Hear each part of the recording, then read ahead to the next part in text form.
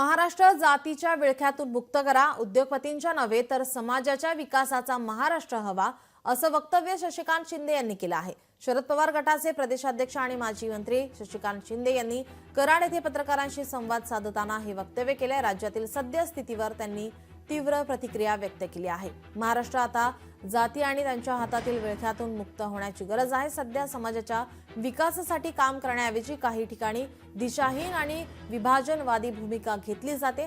धर्माबाद सारख्या भागांमध्येही विकासाऐवजी उद्योगपतींच्या आधारे ओळख निर्माण केली जात आहे। ही अत्यंत स्थिती चिंताजनक आहे असं त्यांनी म्हटलं आहे।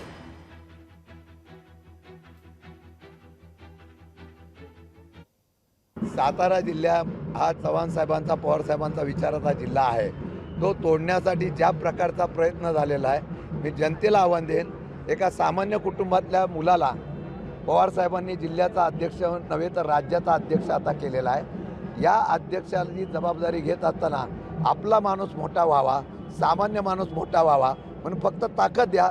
सातारा जिल्ह्याचा इतिहास आणि झेंडा हा महाराष्ट्रामध्ये फडकवण्याचा मी 100% प्रयत्न करेन।